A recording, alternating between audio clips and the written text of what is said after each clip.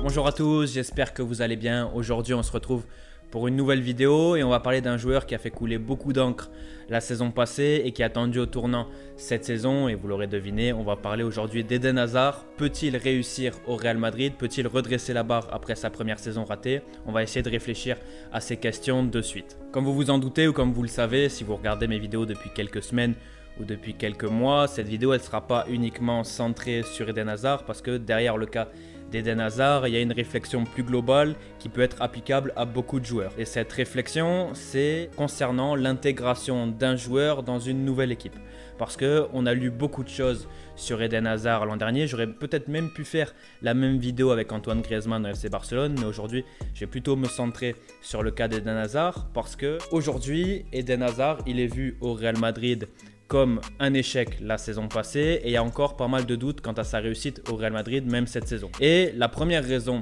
des doutes concernant Eden Hazard, c'est Eden Hazard en lui-même, à savoir son hygiène de vie, à savoir ses pépins physiques, à savoir sa condition. C'est ce qui va être pour moi la première grande condition nécessaire à la réussite d'un joueur dans son club. C'est lui individuellement, son hygiène de vie, son niveau physique pour pouvoir performer derrière. Et on a vu dans le cas d'Eden Hazard l'an dernier que déjà il y a eu un problème de surpoids, mais ça on a plus ou moins l'habitude avec Eden Hazard parce que lui-même le dit, quand il est off, il est vraiment off. Donc il y a toujours quelques semaines pour pouvoir se remettre, pour pouvoir redevenir fit et pour pouvoir reprendre le rythme de la compétition. Donc ça c'est le premier point et qui est évidemment entièrement de la faute d'Eden Hazard. Ça a été comment il a entamé la saison avec ses kilos en trop qui lui ont fait prendre du retard sur le reste. Et après il y a le deuxième point, on l'a vu, il a eu beaucoup de pépins physiques durant la saison. Ça c'est plus ou moins indépendant de sa volonté, mais c'est forcément quelque chose qui l'a empêché de performer. Donc ça, je ne vais pas m'étendre très longtemps sur cette condition parce que pour moi, c'est la moins intéressante et c'est la plus évidente. C'est évidemment que le joueur soit en forme physiquement, qu'il puisse performer.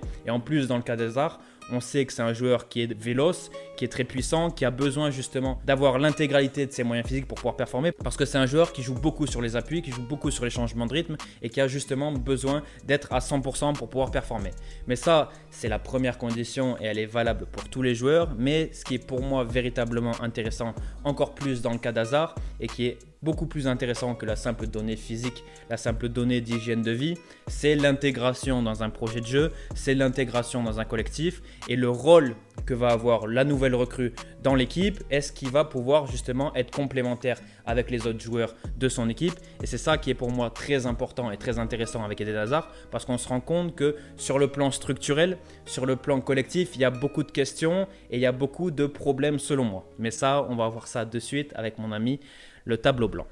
En vérité, quand on se demande si Eden Hazard peut réussir au Real Madrid, il y a une grande question subliminale à celle-ci, c'est de savoir comment Eden Hazard peut justement réussir. Et pour répondre à cette question subliminale, ce qui est intéressant dans un premier temps, c'est de s'intéresser sur le profil, sur le registre, sur les qualités d'Eden Hazard. Et on sait que Eden Hazard, il aime notamment venir chercher les ballons assez bas, collés à la ligne de touche dans l'half pace de son côté pour venir chercher bas et pouvoir se mettre face au jeu avec du temps et de l'espace pour ensuite venir percuter. Ça, c'est la première grande caractéristique d'Eden Hazard, c'est sa capacité à venir chercher bas les ballons pour se mettre face au jeu et ensuite, balle au pied, venir percuter la défense adverse. Mais on sait aussi qu'Eden Hazard, il aime beaucoup être libre dans le cœur du jeu et c'est pas anodin de pouvoir le voir dans l'axe, venir chercher des ballons, venir se déplacer selon le déroulement de l'action, selon où se trouve le ballon, parce que c'est un joueur qui a besoin d'avoir des responsabilités, qui a besoin d'avoir des libertés sur le terrain.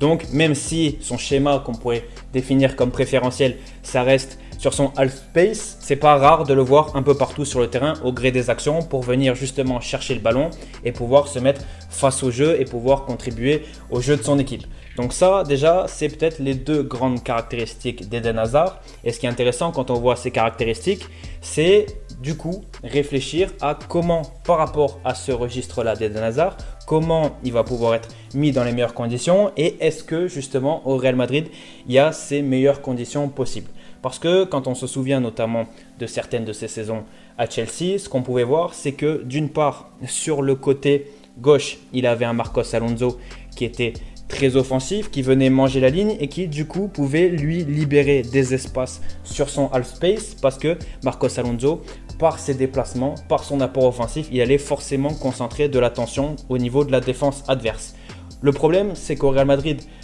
c'est pas pour critiquer Ferland Mendy ou pour critiquer Marcelo, mais d'une part, on a un Marcelo qui n'est plus à son top niveau et on a un Ferland Mendy qui apprend petit à petit son métier au plus haut niveau, à qui du coup on ne peut pas demander le même apport qu'à un Marcelo. Donc au niveau de l'apport du latéral gauche sur le côté d'Eden Hazard, il ne peut pas compter sur quelqu'un qui, comme à l'instar de Marcos Alonso, va lui libérer beaucoup d'espace et qui va lui donner un gros apport offensif. Mais ça aussi, ce n'est pas forcément que la faute de Marcelo, ce n'est pas forcément que la faute de Ferland Mendy, mais il y a aussi une responsabilité de Zinedine Zidane au niveau de l'animation qu'il va apporter. Donc ça, c'est le premier point qu'on peut noter concernant l'épanouissement d'Eden Hazard au Real Madrid, c'est qu'il n'a pas forcément le latéral gauche idéal pour pouvoir performer. Le deuxième point, c'est on le sait, à Chelsea, ils ont beaucoup joué, surtout sous Conte, en 3-4-3 et au cœur du jeu, on avait une doublette. Là, c'est un schéma différent au Real Madrid parce qu'on va voir que Eden Hazard, lui, il a un Toni Kroos qui est très proche de sa zone et un Toni Kroos qui capte beaucoup de ballons et qui aime bien dicter le tempo de son équipe. Donc ça aussi, c'est quelque chose qui peut être problématique pour Eden Hazard, c'est que dans sa zone, il a un joueur qui gratte beaucoup de ballons, qui touche beaucoup de ballons et qui du coup, forcément, va aussi attirer une présence adverse dans sa zone. Donc déjà, entre le latéral gauche qui ne va pas libérer forcément beaucoup d'espace à Eden Hazard et un relayeur axial gauche qui va capter l'attention adverse, qui va capter beaucoup de ballons et qui va avoir aussi tendance à guider le tempo, ça fait deux choses qui ne sont pas vraiment favorables à l'épanouissement d'Eden Hazard. Et il y a un troisième point qui pour moi est assez problématique, c'est peut-être même pour moi le plus problématique par rapport à l'épanouissement d'Eden Hazard, c'est le cas du numéro 9 et de son profil. Parce qu'on l'a vu à Chelsea, Eden Hazard, il a joué qu'avec des purs neufs, des neufs qui faisaient reculer la défense adverse, des neufs qui pèsent vraiment sur la défense adverse. Et au Real Madrid, on voit qu'on a un profil de neuf totalement différent parce qu'on a un joueur comme Karim Benzema qui lui vient beaucoup participer au jeu, qui vient beaucoup se connecter, qui décroche énormément. Et on sait que la zone préférentielle de Karim Benzema, c'est aussi légèrement axial gauche où il va pouvoir venir chercher des ballons, se mettre face au jeu et pouvoir pivoter sur son pied droit. Donc quand on fait le calcul, on a un latéral gauche qui ne va pas forcément libérer des espaces à Eden Hazard. On va avoir un relayeur gauche qui va capter de l'attention, qui va capter du ballon et qui va attirer du monde dans sa zone. Et on a aussi un numéro 9 qui aime beaucoup décrocher, qui aime beaucoup venir se connecter et venir participer au jeu. Donc ces trois caractéristiques, qu'est-ce que ça va mener? Ça va mener à un Eden Hazard qui va avoir très peu d'espace, qui va avoir très peu de temps et qui va avoir une zone assez surchargée par l'adversité et qui du coup ne va pas pouvoir percuter comme il a l'habitude de le faire ou s'engouffrer dans de grands espaces. Donc ça, c'est vraiment les trois principaux problèmes pour moi d'Eden Hazard au niveau de la structure, au niveau de l'animation du Real Madrid. Et après, il y a un quatrième point qui est aussi très important selon moi, c'est que quand on regarde le Real Madrid, quand on regarde les matchs de la saison dernière, on se rend compte que le Real Madrid était concentré uniquement sur l'axe. C'est-à-dire qu'on a un apport des latéraux qui est quand même assez limité parce qu'on n'a plus le Carvajal, on n'a plus le Marcelo de la grande époque. Et on a un deuxième point qui est assez inquiétant, c'est qu'on n'a pas d'ailier droit. Du coup, on a forcément des situations de match où on se retrouve avec l'intégralité, la quasi-intégralité des joueurs offensifs du Real Madrid qui se concentrent dans l'axe. Et on a même vu certains matchs où Zinedine Zidane, il a aligné Casemiro, Modric, Kroos, Hazard, Benzema et Isco. Ce qui se passe, c'est que quand tu as autant de joueurs comme ceci, sur les situations de match, tu te retrouves avec des joueurs qui sont uniquement concentrés dans l'axe et qui du coup viennent se manger entre eux où il va y avoir très peu d'espace. Et quand tu as très peu d'espace, tu ne peux pas pratiquer un football cohérent et surtout tu ne peux pas faire briller tes meilleures individualités. Parce que on parle d'Eden Hazard dans cette vidéo, mais je pourrais avoir le même discours pour un Luka Modric parce que par exemple Luka Modric, on sait que c'est un joueur qui a un énorme volume de jeu, qui est toujours disponible et qui a besoin d'espace parce que c'est un joueur qui aime porter le ballon, qui aime faire des différences. Donc si tu le mets dans une configuration où il va avoir un Isco à proximité de lui, où il va avoir un Eden Hazard qui essaye de rentrer dans l'axe, où on va avoir un Karim Benzema qui décroche, et bien forcément tous ces joueurs là ça va créer une espèce d'entonnoir au niveau du Real Madrid et ça va les empêcher de performer, sachant que derrière tu n'as plus, comme je l'ai dit, la même qualité sur les ailes, parce que oui, quand tu arrives à concentrer autant de joueurs dans l'axe, tu peux te dire que ça va libérer les ailes, mais le problème c'est qu'aujourd'hui les ailes du Real Madrid, elles ne sont plus mises à profit comme auparavant et qu'il y a une moins grande en plus complémentarité au niveau des profils, parce que Quand tu avais un Cristiano Ronaldo, par exemple, tu savais que les décrochages de Karim Benzema, ils allaient pouvoir profiter à un Cristiano Ronaldo et que toutes les montées des latéraux, ils avaient un but, ils avaient une finition et Cristiano Ronaldo dans les 20 derniers mètres. Et ça, ce schéma-là, aujourd'hui, il n'existe plus. Et c'est pour ça que l'enjeu, c'est pouvoir réussir à trouver une animation, à trouver un projet collectif qui puisse convenir, qui puisse être adapté à toutes les individualités du Real Madrid. Et je terminerai par un point, c'est que c'est pas anodin qu'il y ait deux joueurs au cours de la saison du Real Madrid à des moments différents qui étaient particulièrement mis en valeur, malgré le fait que ce ne soient pas les joueurs les mieux dotés techniquement, que ce ne soient pas les mieux joueurs dotés tout court, et que ces joueurs, c'est Vinicius sur son côté et Valverde dans l'axe. Pourquoi ces joueurs, à un moment donné, ils ont été mis en valeur par le Real Madrid, ils ont été mis en valeur tout court, c'est que ces joueurs-là, certes, ils ne sont pas aussi techniques. Un Vinicius, il n'est pas aussi technique qu'un Eden Hazard. Un Valverde, il n'a rien à voir avec un Luka Modric. Mais ces joueurs-là, à certains moments de la saison, ils ont apporté énormément parce que par leur profil, ils apportaient quelque chose de totalement différent du reste des joueurs du Real Madrid. Parce que tous les joueurs que j'ai cités, c'est des joueurs qui aiment avoir le ballon dans les pieds, c'est des joueurs qui aiment avoir de l'espace et qui aiment percuter balle au pied, qui aiment faire des différences, que ce soit par la passe, que ce soit par le dribble. C'est des joueurs qui aiment avoir le ballon dans les pieds. Et quand tu as un joueur comme Valverde, lui, de toute façon, il vaut mieux pas qu'il ait le ballon dans les pieds, il vaut mieux qu'il ne l'ait pas. Mais ce Valverde-là, à un moment donné, quand il a été intégré au Real Madrid au courant de l'automne, au courant de l'hiver, il a apporté beaucoup parce qu'au niveau du jeu sans ballon, c'était quelqu'un qui venait attaquer la profondeur et ça, c'est un profil dont manquait cruellement le Real Madrid. Et ça a été la même chose avec Vinicius sur la fin de saison. Pourquoi Vinicius, il a apporté énormément? Parce que justement, par rapport à un Eden Hazard, dont les schémas préférentiels, dont le registre et celui d'un joueur qui aime percuter, qui aime rentrer dans l'axe, qui aime venir fixer les défenses, on a un Vinicius qui lui écartait beaucoup le jeu, qui n'avait pas peur d'attaquer la profondeur sans ballon et qui n'avait pas peur non plus de manger la ligne. Donc ce Vinicius-là, il venait apporter de la percussion et il venait apporter de la largeur à une équipe qui en manquait cruellement. Donc ça, c'est bien aussi de s'en rendre compte, c'est que quelles que soient les qualités propres, quelles que soient les qualités brutes de joueurs qui sont peut-être en dessous du reste de l'effectif, à savoir Valverde et Vinicius, il faut se rendre compte que ce qui compte, c'est pas forcément la qualité intrinsèque des joueurs, mais c'est surtout la complémentarité, c'est surtout le profil, et c'est ça qui manque aujourd'hui au Real Madrid, c'est qu'on a certes encore énormément de qualité sur le terrain, mais on a un manque de complémentarité entre les profils, et on n'a pas le projet de jeu derrière qui va pouvoir essayer de compenser ce problème-là. Et c'est pourquoi, pour moi, c'est pas très intéressant de se focaliser simplement sur Eden Hazard, sur l'individualité d'Eden Hazard, sur les erreurs qu'il a pu faire. Oui, il a fait beaucoup d'erreurs, c'est évident. Il n'a pas été irréprochable, loin de là. Et c'est aussi pourquoi il n'a pas pu faire une saison à la hauteur des espérances l'an dernier. Mais ce qu'il faut voir, c'est que derrière la simple individualité, il y a pour moi des caractéristiques, il y a pour moi des facteurs qui sont beaucoup plus intéressants et qui sont indépendants d'Eden Hazard. Après, oui, on peut se dire, c'est dommage, Eden Hazard, pour un joueur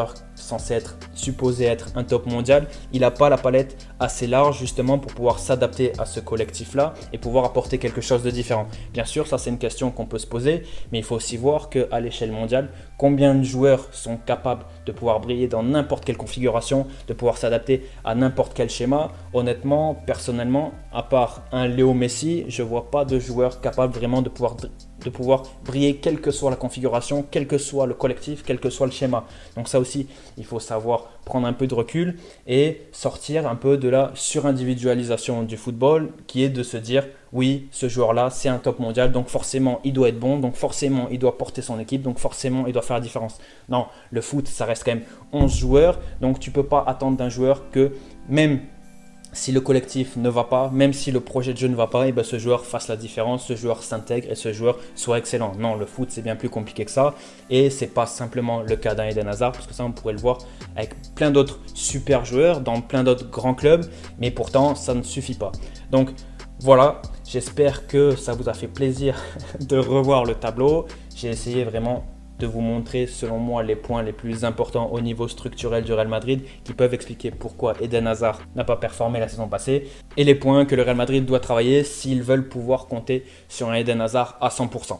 Donc voilà, j'espère que cette vidéo vous aura plu. Comme vous l'avez compris, pour moi, l'intégration d'un joueur dans une nouvelle équipe, elle comprend deux grandes questions. La première question qui est purement individuelle, qui est purement focalisée sur le joueur en lui-même, c'est-à-dire son niveau de performance, mais surtout son hygiène de vie, son niveau physique pour pouvoir justement s'intégrer rapidement et avoir sur le plan individuel aucun reproche à lui faire. Et le deuxième qui est beaucoup plus intéressant, qui est beaucoup plus compliqué et qui est indépendant de la volonté, de la simple volonté du joueur, c'est l'intégration dans un collectif, le rôle qu'on va lui donner et surtout la cohérence globale avec ses coéquipiers. Parce que parfois on a de très bons joueurs qui signent dans de très bons clubs, mais malgré tout, malgré toute leur qualité, on se rend compte juste que le profil, que le registre du joueur en question n'est pas compatible avec le club en lui-même ou que l'animation autour, elle n'est pas conforme à ses qualités, qu'il n'est pas adapté et que du coup, il est en deçà de ce qu'il devrait donner et qu'il sous-performe. Après, pour conclure sur le cas d'Eden Hazard, on le sait, c'est un joueur qui a énormément de qualité, il est dans un très grand club avec de très grands joueurs, donc il n'y a pas de raison d'être définitif sur la réussite ou non d'Eden Hazard au Real Madrid, mais c'est vrai que quand on s'intéresse au profil des joueurs qui sont autour de lui, quand on s'intéresse à l'animation de Zidane, on peut avoir certains doutes sur sa réussite. Donc au final, il y a beaucoup d'interrogations sur la réussite ou non d'Eden Hazard au Real Madrid, mais ces interrogations-là, elles sont légitimes. Et cette saison, on va voir entre les qualités intrinsèques, le niveau intrinsèque d'Eden Hazard et la structure de Real Madrid, quel est le curseur qui va prendre le plus le pas sur l'autre, ou si tout simplement, c'est ce qu'on espère pour le Real Madrid et Eden Hazard, si justement Zidane va pouvoir réussir à adapter l'animation de son équipe à un talent comme Eden Hazard, si Eden Hazard lui aussi de son côté il va pouvoir faire les efforts nécessaires pour revenir au niveau et être irréprochable lui sur ce qu'il a à faire. Donc sur cette saison là il y a quand même pas mal de points intéressants concernant Eden Hazard, que ce soit lui ce qu'il va faire sur le plan individuel, que ce soit Zidane au niveau de son animation et au final globalement